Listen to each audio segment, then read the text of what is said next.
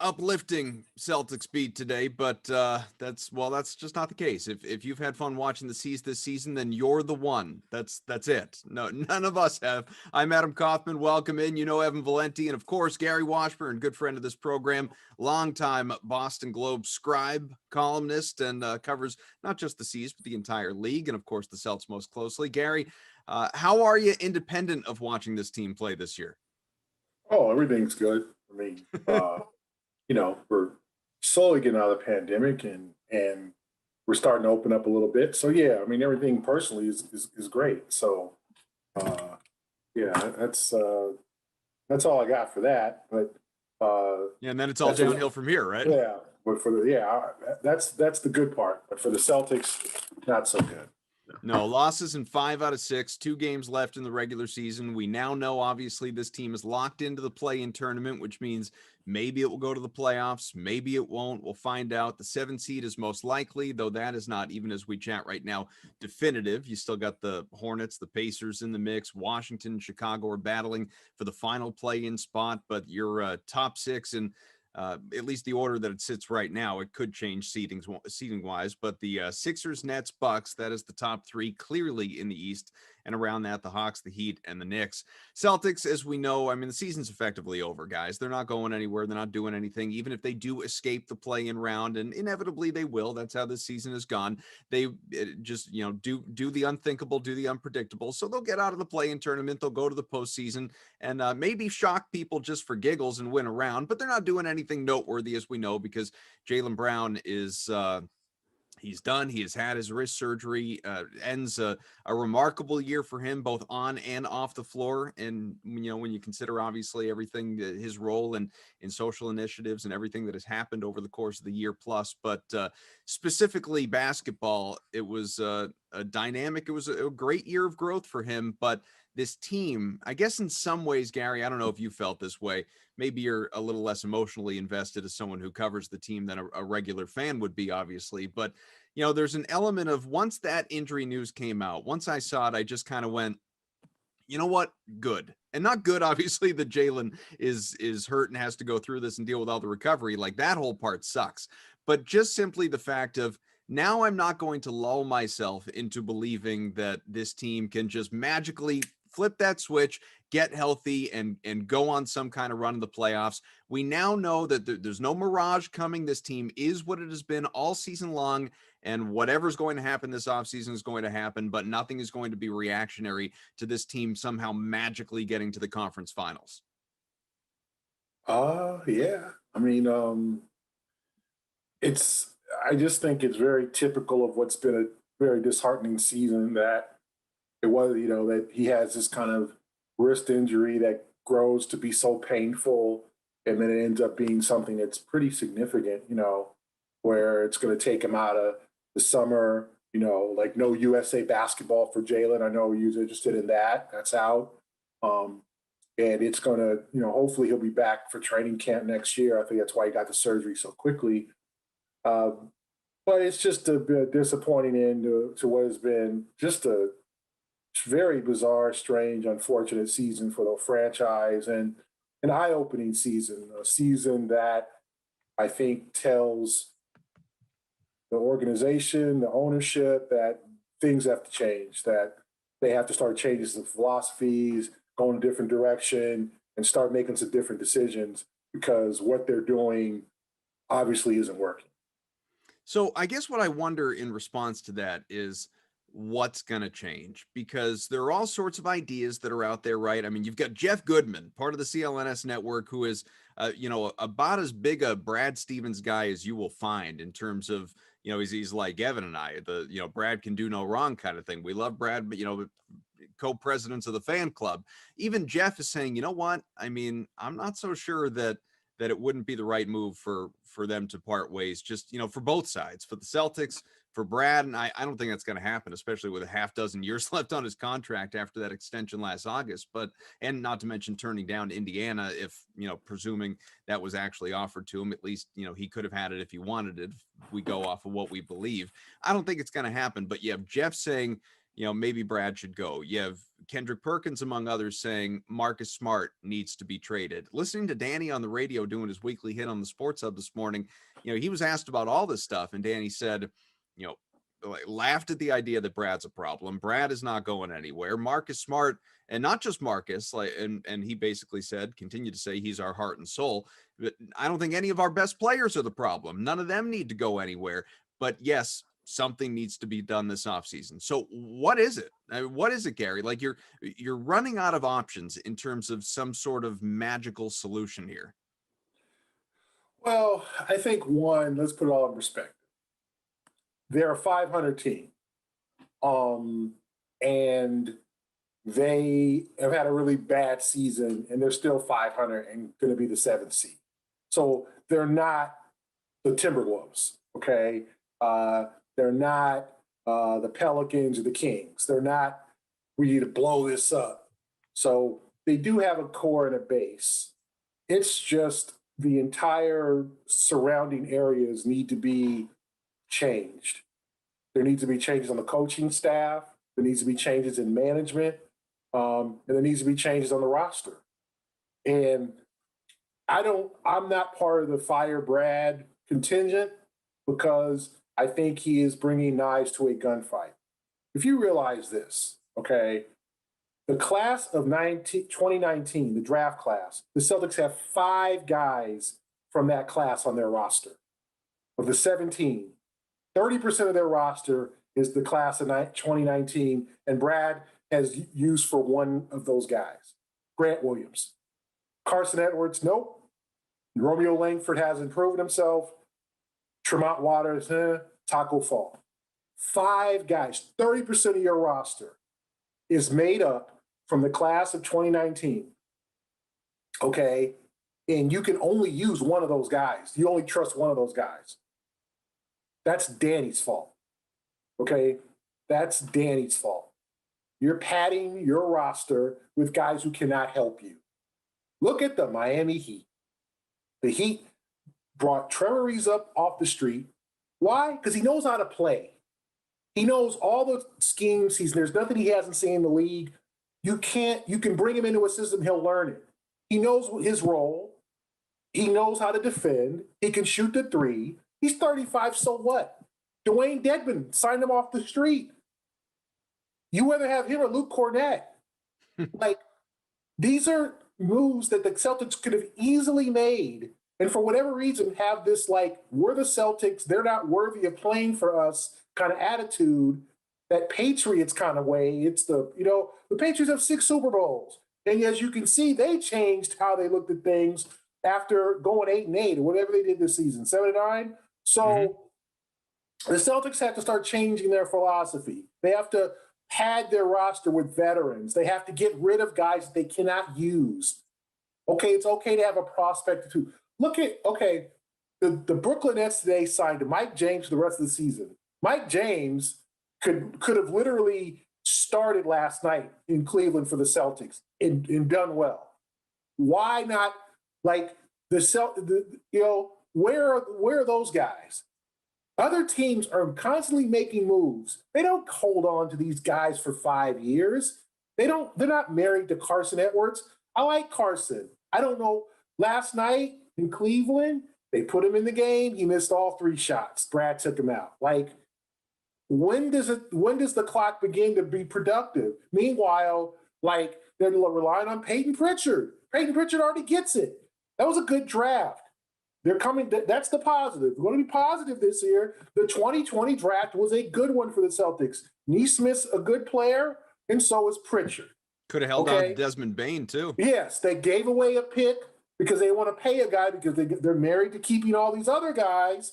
So they didn't want to pay another first-round pick, so they gave Desmond Bane to Memphis. They couldn't use Desmond Bane. He's shooting 45% from 3. They couldn't. I mean, that's the kind of stuff I'm talking about, though. What are you doing? Giving away first-round picks. As coveted as they are, you just hand it to Memphis for a pair of seconds that guys are not going to make the team or who will never be in camp because they'll be overseas. Like, it's just a change in philosophy. Danny has to add some people to his staff. No more Austin and Zarin. Like, you know what? You got to break up the band. It was a good run. You can't rely. It can't be the family affair anymore. Stop that. Get some guys in your organization who know the league, better talent evaluators, and guys who can assess and draft better. And then stop having this Celtics way thing where you turn your nose up at guys like Ariza and guys who could really help you. That's the difference between the Celtics and the Bucks and the Nets and the Heat. And even like the Lakers, those teams make moves. The Lakers brought in Ben McLemore. You know, they bring in guys. They got Andre Drummond, you know, whatever. Last year they got Markieff Morris, a guy the Celtics could have easily traded for and who could have definitely helped them. Meanwhile, the Celtics have Shimmy Ojale, Carson Edwards, Romeo Langford. Is that scaring anybody? Like, no, it's not. And I hate to say, like, these are good young potential players, but how long you're giving them roles that they're not ready for or they're just not up to. As I said, 30% of your roster is filled with guys from the class of 2019. One of them plays. A little. Yes. Yeah, and Grant's not even like, and he gives you some nights great minutes, some nights really bad minutes. And like it's not like you have 5 and one of them is Tatum or Brown. Right. Yeah, you have Grant is a serviceable reserve. Okay. That's what Grant is going to be. I don't know what happened. I thought he was making strides offensively. He took a step back this year where he just makes a lot of mistakes and he's trying, you know, he's a lot of fouling too much, whatever. But, you know, they don't trust Romeo yet. Carson, just if he's not making shots, which he doesn't, and then Tremont's okay, but did you really trust? Why is he starting last night and not Peyton Pritchard in a game that you really need to win? You really need to win that game last night. And like, real quick, just for your morale, you needed victory, but yet he starts Tremont because he likes being Peyton off the bench, and then Peyton plays Peyton more minutes. Like, I know starting to him is not a big deal, but that gets you going. Like, you get off to a 14-8 lead or something. Mm-hmm. What happens? They fell behind 22-11, and they're chasing the whole way. Before you go, Ev, I know you've got a lot on your mind as well, and there's tons more to get to for both of us here, for all of us. But Gary, just to pick up on what you were just talking about with, you know, changes to the front office, because I think we can all agree, and there are certainly as much as there's the Fire Brad, there's the Fire Danny crew that's out there and has been out there for a while, because this team has not won a championship since 2008, hasn't, you know, been in the finals since 10, has rebuilt multiple times on the fly a little bit, and obviously had some bad luck in addition to just some things not working out along the way. Are there, as someone who does cover the league on the whole, not just the Celtics, are there any names that you have in mind as far as breaking up that band and coming in and joining Austin and Mike Zarin and just, you know, being a voice in Danny's ear? Well, I just think it would be great to get like a former player. And there's a guy like out there, like, you know, he's more of a coach, but like a James Posey.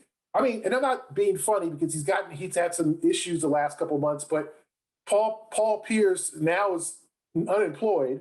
I mean, he's got other stuff going on, but he wanted to get into management. Now, I think the issue with him, and there's a few now, but one, the good thing is, which will take away some of the attention, he's going to be named to the Hall of Fame Sunday.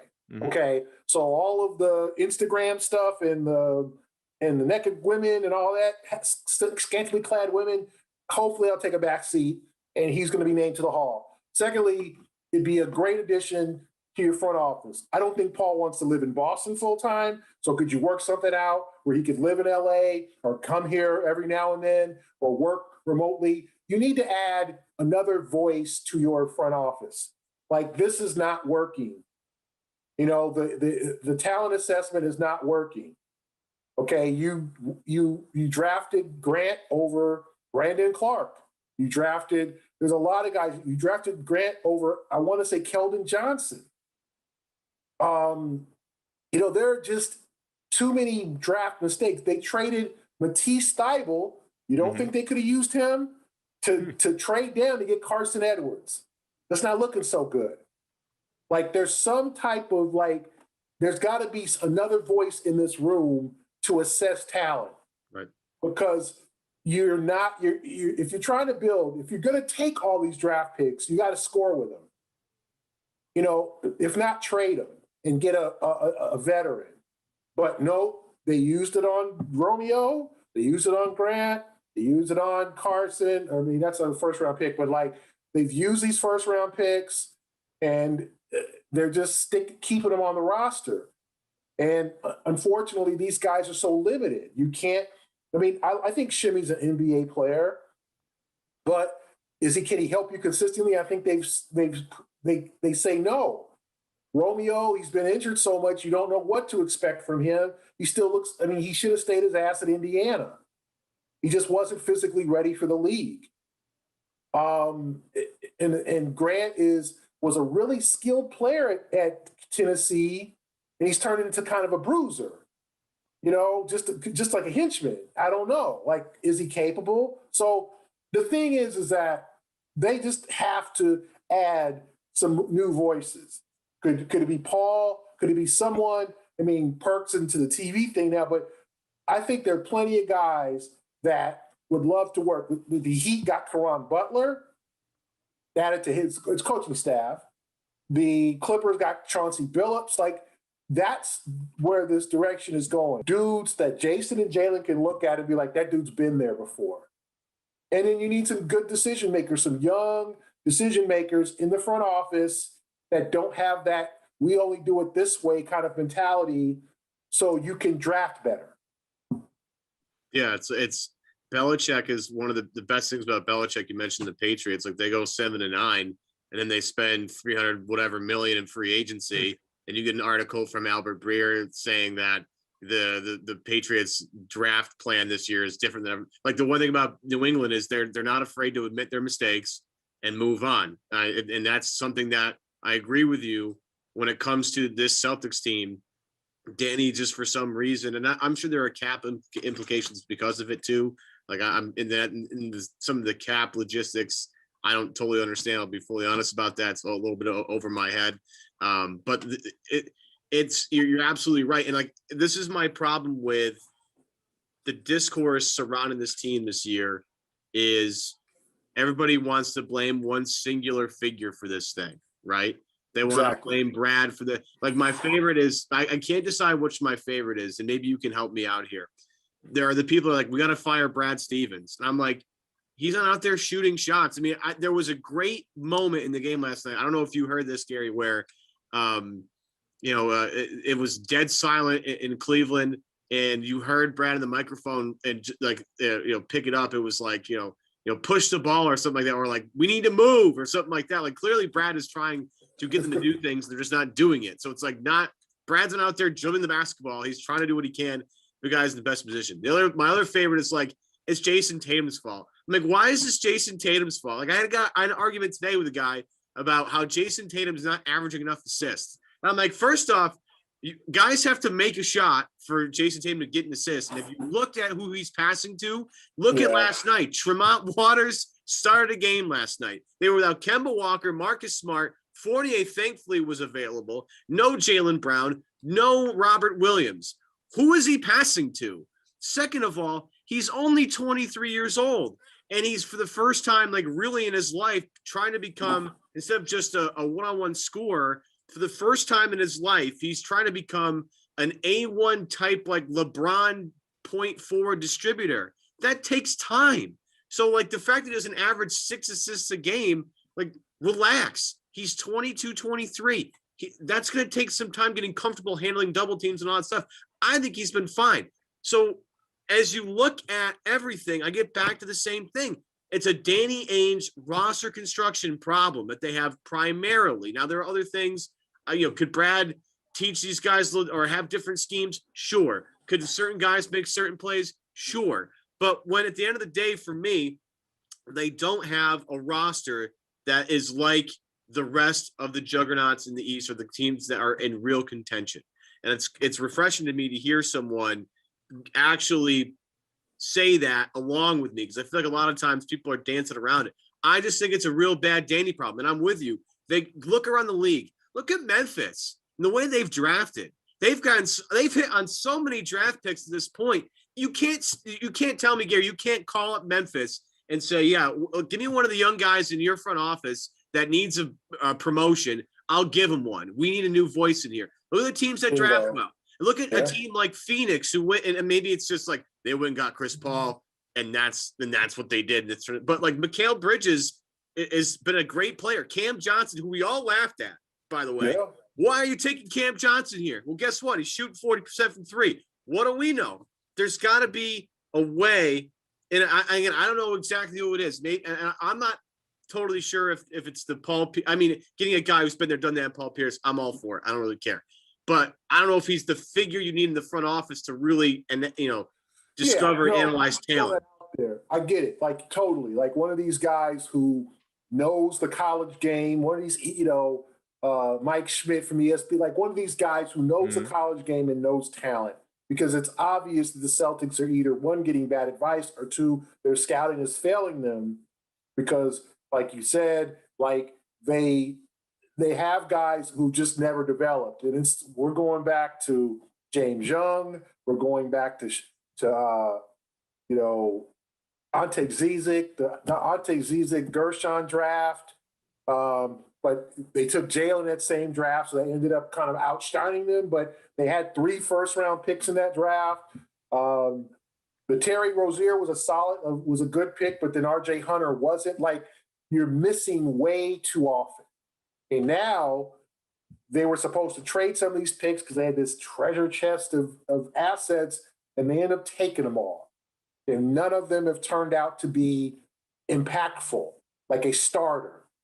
Like, we don't know what to think of Romeo. Robert Williams, we don't know. And the Celtics you can't really trust him at this point. Like, it is one nagging, kind of strange injury after another. And I feel bad for the guy. I don't think he wants to be hurt. He just isn't durable. And so they just have to change how they look at. They have to add some old heads to the coaching staff. We're not allowed to practice. I can't see the impact that Evan Turner's having, but I don't think it's much. Like, is Evan Turner doing anything in terms of helping out these young guys? Does Tatum and Brown look at Evan Turner? Evan Turner is not old enough to be an old head. He's 33. He's also never been there like to a finals or anything like that. Activate him at this point. Give him a 10-day contract. He could still play if he wanted to. He could have still tried to literally get a deal. And it's like, is he having, okay, well, let's, and I think honestly, and I hope people don't laugh at this, but like losing Carol Lawson, I think impacted the team. I think she had a very great impact on the team. And instead of replacing her, there's a lot of qualified women coaches out there who would have accepted the job in a minute. Instead, they go to Evan Turner because Evan's a funny guy and he had a good stint. But it's like, is he impacting this roster and the players? And I said, like, I think Jerome Allen's solid and Jamie, like, they're not bad guys on the staff, but like, you need a guy that can command these guys and tell them, because it can't be Brad all the time. It's like Udonis Haslem is like only on the Heat's roster for that exact reason. There's no other reason. He has not logged a minute. No, he's just the old head. He's a coach now. And it's like, if you're going to burn a roster spot, have it for a real purpose. Don't burn it on, guys who aren't going to help you.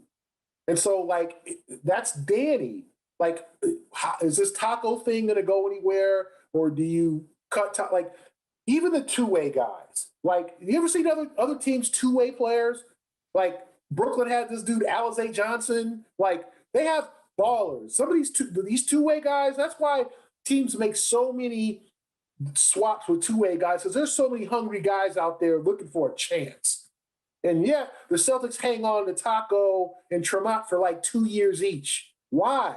If they're not going to help you. Mike James, as I said before, it just kills me. He's out there making plays. Often he was with SK Moscow. Like, the Celtics couldn't have brought him in to replace Jeff Teague, or couldn't have brought it. Like I just don't get what's going on there. And I think there's a high level of arrogance that this guy wouldn't fit our system. Right. Unless Brad is like, no, I don't want to coach that guy. Now I don't know. I'm just throwing out, I don't know about Mike James or anything like that, but there's a certain kind of arrogance because they're missing out on too many guys. And it's been the last few years inexcusable because, as I said, like last year when this team trying to make a championship run, Markieff Morris was sitting in Detroit waiting to be traded, and the Pistons couldn't trade him. They bought him out. And buyout guys are not coming to Boston if the Lakers and the Heat make an offer. Mm-hmm. Like, what do you? I mean, like they went hard at Drummond. And then meanwhile, Drummond's taking Drummond's, hanging out and working out in LA. Where do you think he wants to play? He played in Cleveland and Detroit. You think he wants to come to Boston? He could use some sunshine, I'm sure. Yeah, I'm sure he's like, listen, I'm already here. This team trying to win a chip and they got LeBron. Why are you trying to go for Andre Drummond when you could have signed or brought on Kim Birch, Gorgie Jing? Like, there were guys out there, or Dwayne Dedman was on the street. Like, there's something that is just inherently wrong with holding on to these guys too long and afraid to make roster moves. It's like, we don't want to get rid of Carson. We like Carson. We don't want to get rid of Shimmy. And I like Shimmy. And I feel bad it hasn't worked out for Carson. I think they saw a little Isaiah Thomas in him. I think they saw the little guy who could score. It's just isn't working. I said last night, they give him a shot. He gets 3 good looks, misses all 3. Boom, out the game. But we'll always have that preseason game in Cleveland. Yeah, exactly. That's it. That got everybody excited. And he hasn't. And I said, I feel bad for him because I don't think he's not working out hard. It's just maybe time for another environment. These aren't bad guys. And the Celtics you don't want to say, oh, well, this guy went somewhere and flourished. That's going to happen. That's the league, man. That might be a factor, though. See, we were right. We were just a little too early or whatever. That happens. Evan, that happens. That's the league, man. There's too many guys with third and fourth teams because, let's be honest, half these dudes come out too damn early. Well, look, was Carson ready for the league? Now, he was a great prolific college scorer. Grant Williams came out a year early. Okay? Grant Williams left Tennessee as a junior. Grant said, hey, I've done enough at Tennessee. I'm ready for the next level, man. And he was a first-round pick, so it ended up working out for him. Half these kids are too young to come to the league. They're not ready physically, mentally. Their games aren't ready. Shimmy could have played another year. He left as a fourth-year junior. So sometimes it's going to click when these guys are 27. That's because that's what it usually would have if they came out at 22 or whatever. But they're here too early, and you got to move on from these guys. These teams, you got to move. Hey, we like you. We're going to send you somewhere you can play, and and you can get a fresh start. No harm done. Well, how much of that though do you think is time though? Because you look at, as an example, right? Boston might think we have more time because we have Jason and Jalen. They're 23 and 24. Meanwhile, you have a Lakers team led by LeBron, who's, look, at some point, body's going to fall apart. Clippers with Kawhi and Paul George. You have the Nets with the big 3 that they have in Durant, Kyrie. We don't know how long Kyrie's going to play. We don't know Durant's, how long his body will hold up. And there's Harden, of course. And then you have, Giannis and what's going on in Milwaukee. You don't have time to sit there because other teams are trying to win, right? Like Phoenix, they can't. This Chris Paul thing.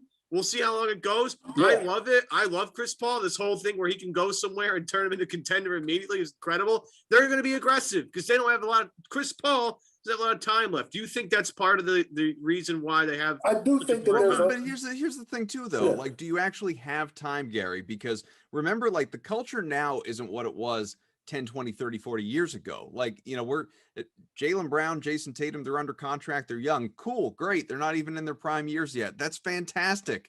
It's not like Danny Ainge can sit and rest on his laurels with that fact that, well, I've locked them up, because look around the league. Look at how many guys before their end of their contracts, become stars and say, enough of this. I want out. And they just demand trades. It doesn't matter where they are in their deals. 29. There's no guarantee Tatum and Brown are going to be Celtics forever. What if Brown comes up for free agency and the Atlanta Hawks have money and he wants to play close to home? Now, I don't just throw it out there. I'm not saying it's the case. Like, you've got to make the situation where these guys do not want to leave. And you've got to surround them with teammates that can win. And being in the Eastern Conference Finals 3 times the last 4 years sped up the clock. It just did. Okay? Because they were favorite to beat Miami last year and go to the finals. They were the 3rd seed. Miami was the 5th seed, and they got spanked. But they were the favorite. And now you lose Gordon, and we can debate, and there's all this, well, what impact did that have? And, Gordon played well for Charlotte this year, but he's missed 25 games.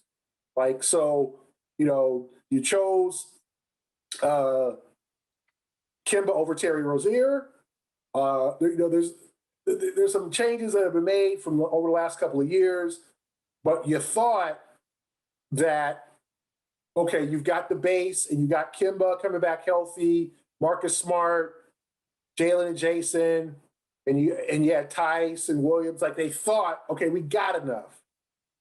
But it's Danny's fault for not getting the bench. Like, your biggest signings, okay, Tristan, I think it's been a blah year for him. And Jeff Teague. That didn't work out. Who was in a minimum, who started to play better before he got traded, but the first month or so he was terrible. And, and he's with Milwaukee now, so it's not like he's on the trash heap. I mean, the Bucks picked him up immediately, but you didn't pad your bench with talent. And there's inexpensive talent out there. Like, I was talking the other day with somebody, like Bryn Forbes was a shooter, San Antonio. He's $3 million. He signed with the Bucks. He's a pure shooter. Like, he could come off the bench and hit your threes. There were too many guys around the league that were inexpensive or in the Celtics price range that they either passed on or were never in on, and that hurt their bench because they thought Carson was going to develop. Like, I think that and maybe that's a player development thing too now. You got to look at the player development. Is there a reason why Carson and Shimmy and Romeo haven't developed? Is there a reason why Romeo's always hurt? Is it the conditioning? I remember they fired Eddie Lassert a few years ago, and Eddie's a really good guy and a good trainer. They fired him because guys were getting too injured. Like Avery was always they fired him. Well, damn. Well, what's this training? Are these guys any better? It's not like they get remarkably healthy. Like, I'm sure Eddie Lassert is sitting around, I got fired because of Avery, who's always been injured and was injured. Well, the other teams he went to, too, he's got one of those non-healthy bodies, and they blamed Eddie and the training staff. Let's get new guys in here. Like, to me, this is what I'm talking about, the organization, player development, training staff, like, assess everything. Guys are getting too damn hurt. Robert Williams has had, he had ankle, knee, turf toe, COVID, then the hip edema. COVID I can't blame him for, obviously, but like there's something wrong where his body just doesn't, you got to do something about that. Whether it's sending him somewhere and getting his body completely checked out, seeing what his weaknesses are in his body. But if you're trying to bank on this guy to be your starting center, he can't miss games with turf toe. He's got to be available. Hi guys, Cedric Maxwell here. I want to take a minute to tell you about Marigold Medical. I'm used to keeping my body in great shape, but with arthritis, even the most simple everyday tasks became unbearable. As soon as I called Marigold Medical, I knew I was in good hands. No drugs, no surgery, just an experienced team of caring professionals that wanted to get me back to doing the things I love. Make the call to Marigold Medical and get back to pain-free life. So Gary, something we've talked about a lot during this show, and we've talked about it in past shows, probably with you as well, but certainly with others. I don't know if it's something you've written about. I'd be fascinated to check out that article though, if you decide to. And that is, I just wonder, especially in light of everything that you were just highlighting, and the devotion to development of Carson Edwards, of Shemi Ojale, of Taco Fall, some of these guys. I just wonder, and it's such a weird way to phrase this question, but do the Celtics, not do they, I know they do they have a loyalty problem? Like, to me, if Doc Rivers didn't demand his way out way back when he was traded to the Clippers, he'd still be here. Like, if he wanted to be here, he'd still be here. He'd be NBA coach of the Celtics for 20 plus years. If Wick had his way, and clearly feels that way about Danny Ainge, and one championship, multiple rebuilds, and they've been in the conversation, they've been close, but one championship, and in the last 15 years, whatever it's been, Brad Stevens getting fresh off getting knocked out against Miami in a series that, like you said, they were spanked when they were favored to win. He gets a 5-year extension in August and is under contract 6 more years. When, we all love trips to the conference finals, it's way better than the alternative of being less than, but there are a lot of people out there that believe he has not gotten enough out of his roster. They don't play hard enough for him, certainly this year, and maybe at points in the past, and just the catastrophe, the remarkable disappointment that was that 2018-19 season with Kyrie Irving, when he just outright quit on the team. Is there a loyalty problem for this organization where it is, again, weird to say, but just too loyal to the cause, too loyal to the same voices like you talked about? And how do you rectify that? Yeah, I do think there's a loyalty issue. I think there's I think Boston has that problem. The same old guys, the gang's all here, the good old boys network, however you want to call it. You've got to have, and let me mention, maybe what about Allison Feaster and giving her a shot in front office decisions too? She's part of the organization and she's kind of a player, she knows the game, what about her? I'll throw that out there. But yeah, they do. They're resistant to change. It'd be nice to see more people of color in the organization. I think that's been a problem for years. Allison's the highest ranking African American in the organization in the front office. You gotta shake things up a little bit. And I don't know if this is, hopefully for them and Celtic faithful, this is a wake up call enough to say, okay, what we're doing isn't quite working, because we've now been passed by Brooklyn. We were supposed to be lapping Brooklyn after that trade and their decision to go Garnett and Pierce and Terry and go for it and getting kind of falling on their face and then completely rebuilding. Philadelphia rebuilt in your face, and they've got had their ups and downs, and they had to make a coaching change. But I think, there's a loyalty. There's the same old guys. Zaren's been there forever. Austin Ainge, Danny. It's time to bring in fresh blood in all levels. Brad has to stop being married to some of his Butler guys. And I'm not naming names, but there's just guys on that staff that's okay, are they really qualified, or what's going on here? His Butler tree. He's got to bring in some guys maybe he does not know. And guys who are listen, this is what I think you guys should do. I've been looking at you guys closely from the outside looking in. Or a guy from another organization and bring in a guy that says, this is what everybody thinks of you. If you're not sure of it, here's what it is.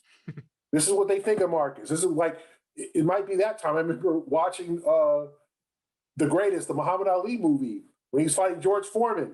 They brought into the camp Foreman's sparring partner. And the guy told him about Foreman and what he was doing and how they perceived out. That's what you need to do. Bring in someone from the enemy camp or someone else and say, what do they think of us? What do the Bucks or the Nets think of us? And hear the cold, hard truth, because it's not good. Teams do not fear the Celtics anymore. The Kings came in here and won. The Pelicans came in here and won. The Thunder lost 14 in a row, beat the Celtics, and now have lost 8 in a row. It's 22 of 23 losses. And as I wrote yesterday, they haven't beaten anybody with the Celtics since March 31st. That can't happen. There's so many that can't happens that have happened this season that they have to assess things. If they don't, then that's on Wick. That's on ownership for allowing things to just kind of the merry-go-round. Well, and you asked players and Brad about it post-game last night in Cleveland. Cleveland being the latest example. That Cavaliers team is putrid, had lost 11 in a row before just, kind of having its way with the Celtics last night in a game that was sure as hell a lot more important to Boston than it was to Cleveland. I don't understand. Brad highlighted this too, and Evan could, what is the number one thing that I have been just irritated about beyond belief all throughout this season, above all else? Not injuries, not COVID, it's effort, it's give a crap, it's defense. The identity of past Brad Stevens teams hasn't been there this year. And I don't know if that is, as you've talked about and written about, and you were the first one to do it, if that's tuning Brad out, or if it's a player issue, if it's a roster construction issue, if it is the connection to the coach, if it's just all the above, and that's just the easiest way to put it. I just don't understand the lack of pride from this team going out and competing. It's like it's like they look at their own injury list and just accept, no Jalen, no Robert, no Kemba, no Smart. Tonight's just not our night. And we're going to go out and we're going to play like it. There's no heart in this team at all year. Just gutless. Yeah. I mean, it's just like, read the scouting report. Like, Kevin Love is a 3-point shooter now. You cannot leave him open. Like, it's just some of the stuff that you see. Kobe White in Chicago, he hit 7 threes against the Celtics. Like, it comes to a point after the second or third one, you might need to make adjustments. Okay, so he doesn't hit 5, 6, 7, and 8 on you. The same thing. Kevin Love was hot. Like, it was one of those nights. He was feeling it. You can't let him beat you. That's the only guy. Like, Colin Sexton wasn't good last night, but he went to the free throw line 16 times because the Celtics tried to really guard him and fouled him because they don't have anybody with his quickness to keep up. Tremont is not quick enough to keep up with Colin Sexton. Okoro scored all of his points basically on hustle plays or beating Evan Fournier, who he was matched up with. It's just the same old, same old. You saw it coming. Like, they need to punch in the mouth. Nope, they fall behind 22-11. And then they get a one-possession lead, and it looked like, and it was one of those games that if they go up 7 or 8, they probably pull away because Cleveland's going to pull back. But they let Cleveland hang around, and all of a sudden, Kevin Love hits 3 threes, and then they're down 8. It's just like you saw it coming. And there's nothing they can do. And then Grant takes a 3. And, it's like Jason's trying too hard against 5 defenders it's just the same old. But Cleveland's young guys are better than Boston's young guys. That's what it is. If you give Love and Tatum a wash, and Evan Fournier was just off last night, he was 6 for 20. He had a bunch of open looks. He missed them. That's kind of the Fournier I remember seeing in Orlando. Like, I saw plenty of that. Like, I like Fournier. He's a good shooter, but I definitely saw a lot of, like, man, he missed a lot of open shots, when he was in Orlando. That was the Fournier I remember seeing. And then the other guys, Peyton, bless his heart, Neesmith didn't really have a good game. He got into foul trouble. Like, it's just the same old thing, like you said. Not coming out motivated. And who's supposed to motivate him? I don't know. Is it Tristan? You thought Tristan, his comeback game, he was going to play like a man possessed. He played okay. He's okay. It's just so much. Like, I don't know if that's coaching. I don't know if that's like they're just tuning Brad out, as I wrote 3 months ago, and everybody jumped me for it. That's not true. Oh, you crazy. You don't like Brad. I like Brad. I like Brad a lot. I just think something isn't registering. You've lost 10 games, guys. Sorry, 11 to lottery teams. If you go 7-4 in that 11, you are literally talking what? 7 more wins. You're talking like the 4 seed, the third. You're talking about 4. You're talking about maybe 3, but probably 4, right? Mm-hmm. 11 games, twice to the Cavaliers, twice to the Pelicans, twice to the Kings, twice to the Pistons. I mean, once to Oklahoma City. There's another team I can't remember right now that literally twice to the Bulls. 11 losses to teams in the lottery. 11. And they beat the Clippers twice. They beat the Nuggets twice. That's the crazy part.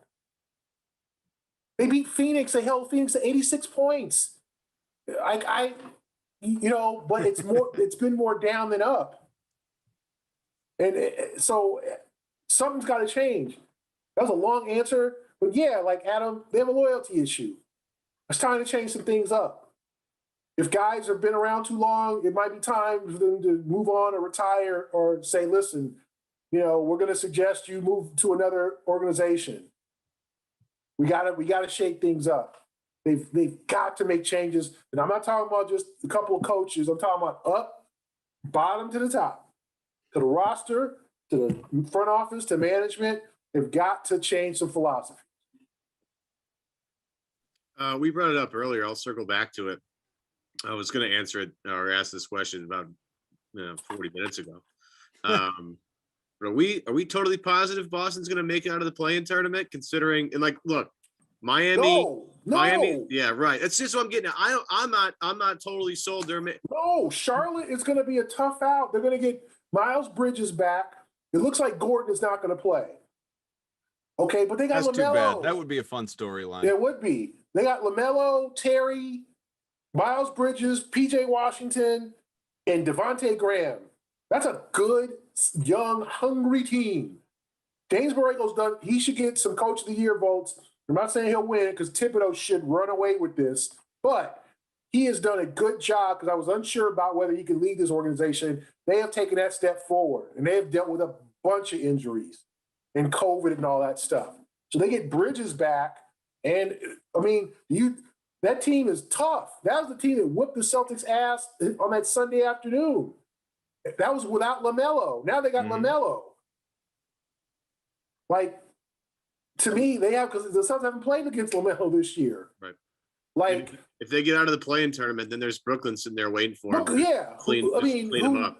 Yeah. So I don't know, man. Like, yeah, that 7-8 game, and then they would play the winner of the Washington. They could play Charlotte or Washington. You want to play Russ and Bradley Beal in a do-or-die game? I don't know if you want to do that. I don't know if you want to go that far because you know Russ is coming. He's gonna have 20, 20, and 20. Yes. It's just a matter of Beal's gonna get 30. You got to tired of people other guys all over him all year too. Yeah, I mean, to me, nothing is guaranteed. This team can't beat the Cavs. I mean, are they better served to lose? Why even tease the organization? Just wind up in the lottery? I just think them going out like chumps is not good for I think they need to win. They need to win. Going out like chumps is just going to. Now, if someone wants to blow everything up, and people I want them to lose because I want things to get worse. I want them to really make changes. Who knows? That might lead to something. But no, I think they can't finish on their backs. They got to play hard. They've got to figure things out. They got to get Robert Williams healthy. They got to come out with some passion here.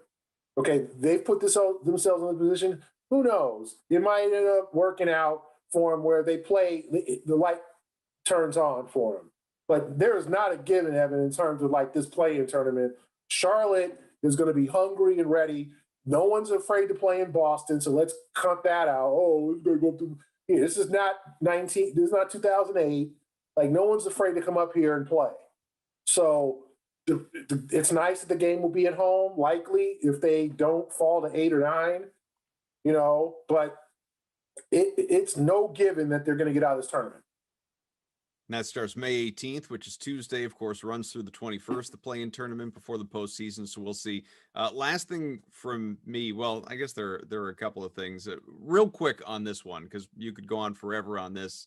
It's a polarizing topic, and that's Marcus Smart's, role and place here. Are you inclined to agree with what Perk was saying, that this is someone who needs to be moved? It's just Evan was talking about it off air before we came on, that he's reaching a place mentally where he's starting to reason with himself, okay, maybe that's just something that either should happen or at least will happen. And I'm coming to terms with it. As we know, like, the people who love Marcus Smart absolutely love Marcus Smart, and the alternative is true as well. There's nobody is just is okay about Marcus Smart. He is a very polarizing player when it comes to what he does on the court and the intangibles and all of that stuff. It just seems to me there's no other move that you can really make. Like, Tatum's not going anywhere, Brown's not going anywhere, and I don't think they should, by the way. At that point, like, Smart is your most tradable asset. Yeah, he is. Is he to you someone that should be moved as part of this? I think they have to look into it. Yeah, they have to look into any possibilities at this point. I like Marcus. I think he's I think when if he ever goes to another team and comes back, he should get a standing O.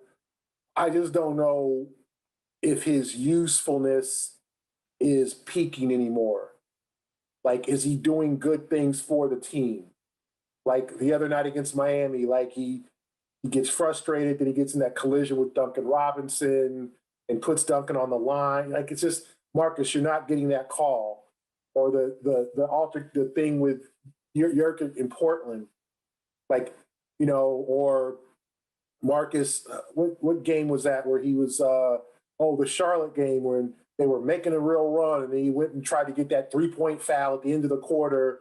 And then Miles Bridges hits a 35-footer to end the quarter, and they were pretty much done. Like, there's just been, or the play in Memphis where he thought he backed into Grayson Allen and fired a 3 in overtime, missed, thought he was going to get, like, those have to stop.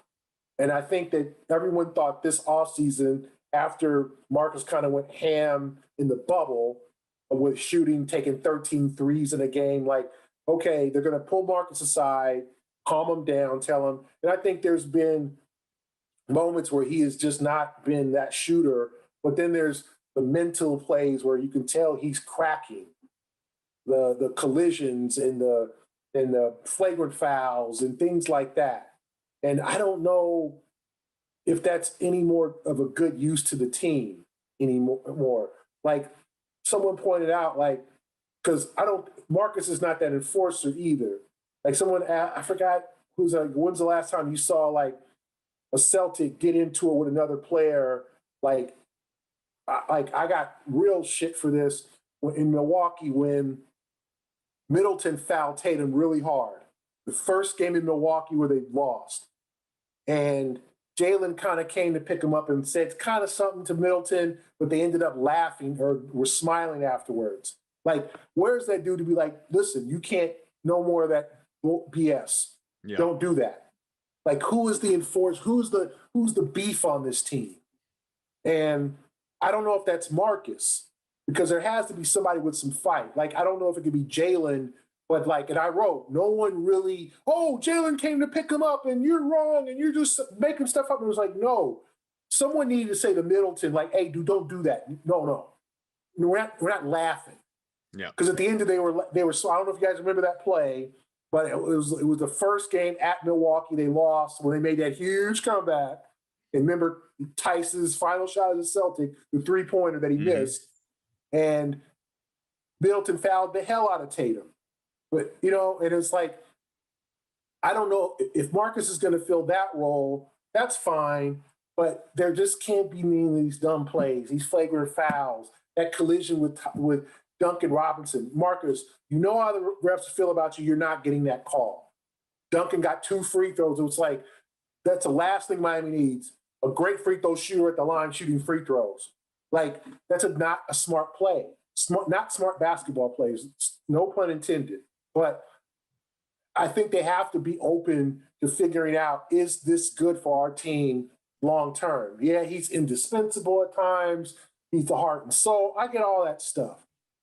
But there's nothing, like, I don't know how much he's helped his stock this year. Then he's an impending free agent. Are you going to bring him back for, 3-4 more years next season? You going to sign an extension? It's a good question. Like, and how does that affect your cap? What are you going to do with Kemba? Like, all these things, because Jalen and Jason are there. They're, and then what are you going to do with Fournier? Like, are you going to have to trade Marcus to make room for? Like, there's just so much that has to be done. I'm not against moving him for the right deal for a capable, solid player in return. But I don't know this year, after watching him all year, whether what he's doing is useful for the team anymore like it was, because he did not have a good defensive year. Yeah. Anything left for you, Ep? Well, it feels like, they have a decision to make. That three guys they got to figure out what the hell they're going to do with. And Kemba, given his contract and injury history here, is going to be extremely difficult to move. And we've had, guys in the show, Sean Devaney's like, they've tried to move Kemba. Nobody was biting at that number. No way, especially with that health problem. You traded for Evan Fournier, who has been, with the exception of last night, and when he's healthy and not, ridden with COVID, it's been a really nice fit. Yeah. And I've really enjoyed the floor space and the ball movement. He doesn't try and do too much most of the time, but he's a guy that's, a solid player they definitely need on the wing, no question. And so it comes down to Kemba, Smart, and Fournier. What do you do with those guys? Again, if they somehow find a way to move Kemba Walker, that frees up a whole bunch of space. But I don't think that deal is out there anyway. So it comes down to Smart and Fournier. So you traded 2 second-round picks, but the whole TPE thing, got that whole problem and that talking point went away when they acquired Fournier. So you're going to let Hayward walk for a half a season of Fournier and then do nothing with it. That's bad. That's a bad look, right? We all were like, oh, the Fournier thing's great as long as they bring him back. Well, does that cost Marcus Smart? Because, again, some point you got to make a decision. And you've planted your flag with 2 guys in Jalen and Jason, which I think is correct. You have 2 guys like that, you invest. You're going to have to lose somebody at some point. And it seems like, given the conversation, Gary, that you're probably leaning towards, again, provided the right deal, Marcus might be the odd man out here. Is 48 guy you try and bring back?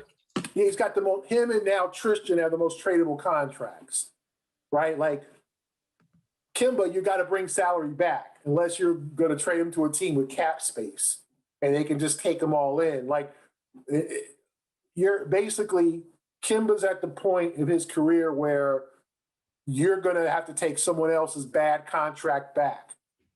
And, a star player, a standout player.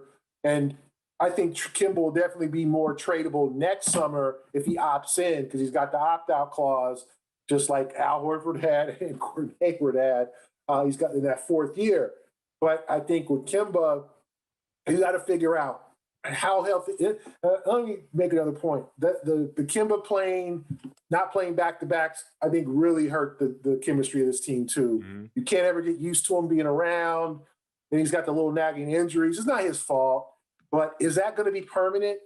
Like, next year, is he going to be playing in back-to-backs? Or is this something we're going to have to see and view for the next, till he's finished, because his knee is chronically deteriorating? Like, we don't know. But I think that, like, they could have used Kemba last night, but nope, Kemba's not playing. Kemba's not playing Sunday in New York. Could they, would they really need that game? Well, they got to play it without Kemba because it's the second of a back-to-back. Like, it's just so much that costs you when you have to do that management thing constantly. I think it messes with your chemistry.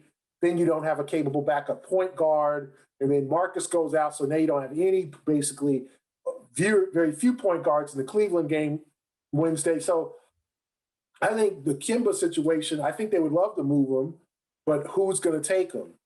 Because let's look at, like, John Wall was wanted out, and it just happened. That was a perfect storm. They made about the same money, him and Russ. They both wanted out. And there's a swap. John Wall has done nothing this year for Houston. He's just a salary. Chris Paul, like, Oklahoma City was looking to dump him. Phoenix needed that point guard. Like, these are perfect storms. But is Kemba a guy who is like Sacramento need him, but you know what I'm saying? Like a team who's looking to rise needs Kemba. That's not the case anymore. Like what team would want is a point guard away from really being a playoff contender?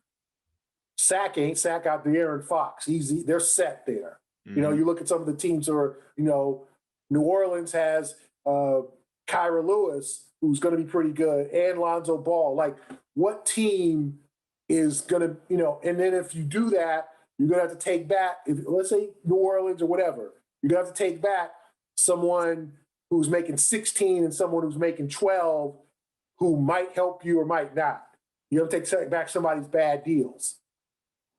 Like, you know, or you could throw in the trade exception. I don't know how that would all work, because I think they have 11 million left for the trade exception or 10. So, I mean, that could be used to acquire someone else in a deal. It's just a lot of moving parts that have to be addressed. But the Kemba thing, I think he was the key to this team this season. His inconsistency and the injuries, I think, very much hurt this team, because you can see what he's capable of, because he's not defending, so he's got to score. Like, I think, like people, like we mentioned earlier, people were like, well, Gary, whose fault is it? You're not mentioning whose fault it is in this thing. It's like everybody's fault. Sunday, Kemba did not show up ready to play. The blowout when they were down 79-53 at halftime, Kemba had 3 points in the first half with 3 turnovers. He was not ready to play. He warmed up a little in the second half. He played well Tuesday. So he was partially to blame on Sunday. It was different guys on Sunday, different guys on Tuesday. Like, when Kemba isn't a shot maker, then what is he? Not a great defender, not a guy who's going to get you a lot of steals or assists. Hey, I'm not shooting well, but I'm going to get you 10 assists. Like, that's Russ, right? But with Kemba, he's got to make shots. And this year, he's not making the shots. He's not getting you off where he's scoring 8 of your first 10 points. So they've got to figure out what to do. Health-wise, how is he? Is he ready to contribute to a full 82-game season next year? What does he need to do to rehab and get himself ready this summer and figure out what to do at Smart? Well, that right there is your postmortem preview. As we will obviously wind things down here with this season. You got 2 games left in the regular season. Those are both this weekend. And at least if you want to go out and enjoy potential nice weather, you don't have to watch, because they're in the afternoon. At Minnesota Saturday, at New York on Sunday. You going to be at those games, Gary? I will be at the Hall of Fame. I'm headed there tomorrow to see KG, and obviously the great Kobe Bryant be inducted on Saturday. And I will be at the Knicks game, but I'll be in Mohegan Sun over the next couple of days at the Hall of Fame. Well, you will have way more fun doing that. I'm jealous. That's going to be a great time. Look forward to hearing what KG in particular has to say, obviously, in these next couple of days, and media availability and everything else. But play-in tournament looms, folks. Our thanks to Gary, to everyone right here, obviously, and I'm Adam. You know, I think we know that by now. Gary, the pain is almost over, and then you get to the postseason, and you can cover teams, you know, across the league for the next couple of months that you may have more fun watching. Yeah, we'll see. It should be a fun playoffs. I mean, regardless of the tough season, I'm looking forward to the postseason. It should be exciting. All right, again, Gary Washburn, Evan Valenti. I'm Adam Kaufman. Thanks for tuning in. Subscribe, rate, review, all that good stuff here for Celtics Beat, and we'll catch you next time.